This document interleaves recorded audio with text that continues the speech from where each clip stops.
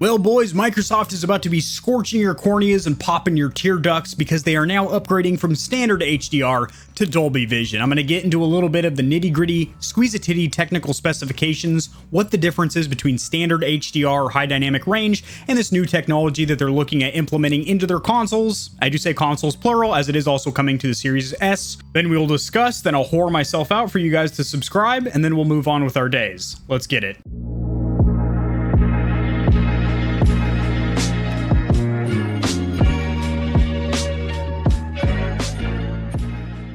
Alrighty guys, share my screen over here. I have an article pulled up. This will be cited or sourced down there in the description below. This has the most intrusive ad I have ever seen in my life right here. I cannot for the life of me, I've prayed to Moses and I cannot find out how to close it.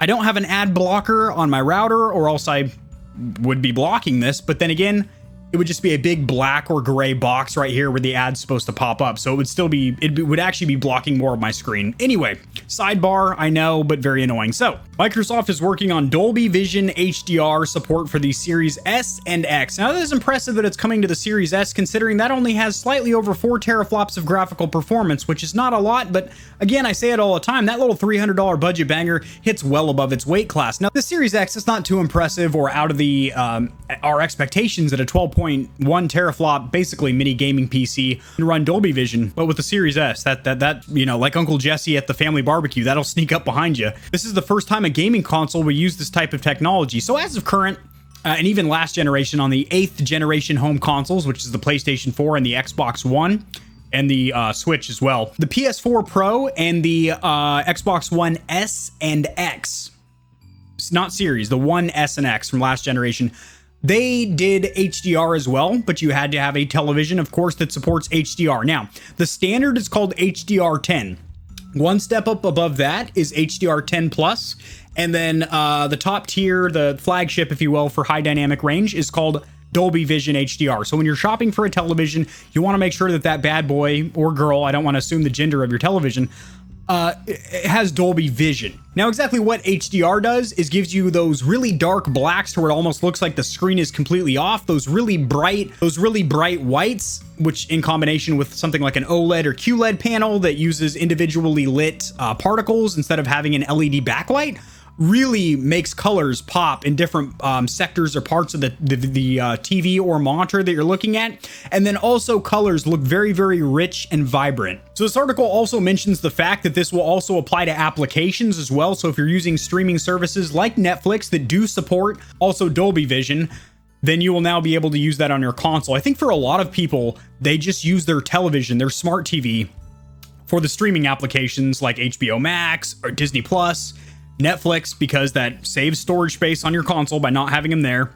Not to mention these smart TVs generally run those applications smoother than game consoles, especially the PS5. Not to rip on it or anything like that, but the applications for the PS5, like the video streaming platforms, crash frequently, update rarely, and are finicky. They're finicky for lack of a better word. They crash. They half the time, half the library loads up. It's just weird. And also the majority, I would say, greatly the majority of the people that have the PlayStation 5 or Series S and X have a smart TV, a new generation TV, because, well, if you don't have 120 hertz TV, which is a technology that's only been like a thing for a couple of years, then you're not really making use of the primary new feature of these consoles, which would be the 120 hertz refresh rate. But anyway, that is nice that now with your console, you will be able to use HDR apps and streaming services. So this feature is already being rolled out right now. However, it's not for the Gen Pop or general public, if we're going off prison terminology here. It's only for Xbox Insiders. So Microsoft has a program that you can sign up for. If you just Google Xbox Insiders, you basically get early access to a lot of their software features,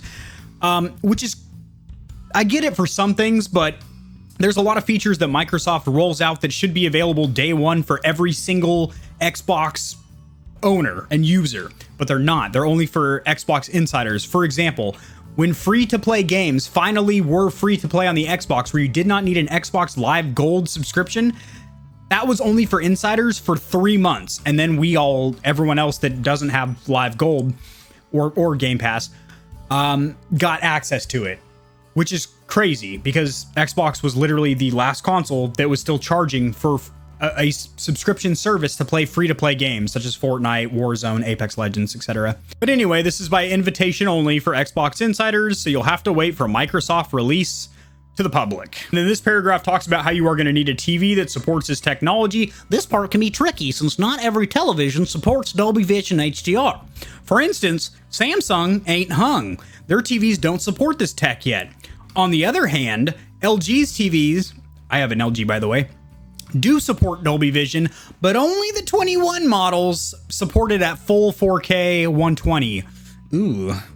Is that true? Because I have a 2020 model and I would bet my left nut, and that's my favorite one, that it does actually support it 4K 120. It might just be 4K 60 or 1440 120, but it definitely does have Dolby Vision support. I know because every time I launch something on Netflix or whatever application that has Dolby Vision, it pops up on the top right of the TV saying Dolby Vision engaged, and then you see the blacks get all dark and everything. It's great. By the way, I have done extensive research on televisions that are applicable for the new gen consoles. I will link mine in the description below. I have an LG TV that I got 33% off on Amazon, just random sale. It wasn't for a holiday or Black Friday or anything. I just happened to be checking and it was on sale. I had to pull the trigger on it. And I do strongly recommend the TV I have. Strongly. Because it is the lowest cost, highest ranked or rated LG TV, or any brand for that matter, that does support 4K 120 hertz and does have a bunch of other features like a very fast Wi-Fi chipset, Bluetooth, Dolby Vision, the Magic Remote, which is cool because you can point on the screen like an old Wii remote where you can click on things by aiming. You can talk to your remote. And it's crisp too. It's not an OLED or QLED. It is, but it is a individual LED backlit, meaning it's not just edgelit LED where it has like the outside. It has several smaller LED light panels behind the actual screen that control the brightness. So it actually, you know, obviously that is a step down from OLED and QLED, but it is a step up from edgelit, LED edgelit. I'm going to finish up with this sentence here. Until Microsoft releases Dolby Vision HDR support to the public, the only thing you can do is wait, touch yourself, and play games you already have. Fortunately, you can also play up to 97, unless they added 3 more. This article's wrong, it's 94. Old Xbox games on your Series X and S that look better than ever thanks to FPS boost. I might have missed an article or something, but last I checked, it's 94 titles. But that is a very nice feature that Microsoft does. That FPS boost is great. In case you guys don't know what that is, quick cliff notes. It takes games from the original Xbox, Xbox 360, and Xbox One and doubles the frame rate from its original of 30 to 60, or its original of 60 to 120. It also adds a little bit of graphical fidelity buffs as well, new texture packs and whatnot, which is really sick. Well, I think that is going to do it, boys. I don't think I rambled on too much. Usually my gums start aching if I start yik-yakking and gum flapping for too long. It is muy caliente in here, and of course I can't have my ceiling fan on because then the old mic will pick it up. That is going to do it, boys. If I stimulated your minds and you like the way that I talk, walk, and groove, liking the video helps it get seen by more people, so this information can reach and assist them as well, which in turn helps me grow this little channel from a pitiful doozer to a big, thick, girthy Goliath. That subscribe button over there, she's free to play with. When you tap or click her, she goes from a robust tomato red to a nice subtle gray that looks a lot better on the eyes. Don't forget her hot friend, the notification bell. She gets neglected. That's how you're going to be notificated? Yeah, you're gonna be notificated when my new videos come online. And I'll see you guys in the next video. Peace.